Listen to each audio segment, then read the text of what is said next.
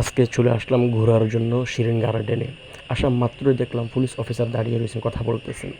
সামনে লক্ষ্য করে দেখলাম অনেক পরিমাণ মানুষের ভিড়। তো আমিও ভিড়ের মধ্যে ঢুকে গেলাম। ঢুকে মাত্রই দেখলাম কী পরিমাণ বানর লাফালাফি করতেছে দেখেন।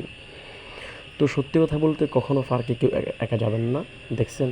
আর যেখানেই যাবেন একটি ফাঁকা নিয়ে যাবেন, গরম লাগলে বাতাস খাবেন। মাশাআল্লাহ, কী সুন্দর দৃশ্য দেখেন।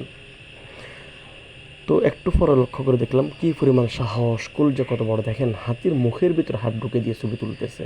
তো আমিও সাহস করে চলে গেলাম সিলের পাশে ছবি তোলার জন্য। মাশাআল্লাহ, সুন্দর একটি জায়গা দেখলাম, ওখানে রং বেরঙের মাছ। তো মানুষদেরকেও ক্যামেরা বন্দি করলাম মাছের সঙ্গে। পাশে একটি ঝর্ণা দেখলাম, আর এখান দিয়ে কাপড়লা কী সুন্দর ছবি তুলতেছে, মাশাআল্লাহ।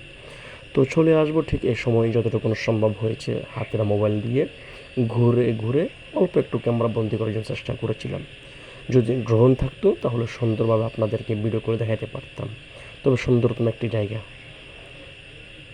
তো ওখানে যাওয়ার পর যে দৃশ্যটি দেখলাম, আমরুজ গাছ থেকে ছোর আমরুজ চুরি করে খেয়ে ফেলতেছে, দেখছেন। ওখান থেকে একটা খেলনা নিলাম আমার সন্তানের জন্য, আলহামদুলিল্লাহ। জায়গাটা সুন্দর লেগেছে, ছবি তুললাম। তো আমার পরিবার পুরো ক্যামেরা বন্দি করে নিল, ভালো লেগেছে। তো হাতিগুলোকেও ক্যামেরা বন্দি করলাম অবশ্যই। আমি এবং আমার সন্তান ক্যামেরা বন্দি হয়ে গেলাম। এত পরিমাণ রোদের কারণে চোখ মেলতে পারতেছি না, চোখ খুললে একটু তাকাবো। এত পরিমাণ রৌদ্র, কিন্তু আসার সময় ভাগ্য এতটাই খারাপ, কী পরিমাণ আকাশের অবস্থা দেখছেন।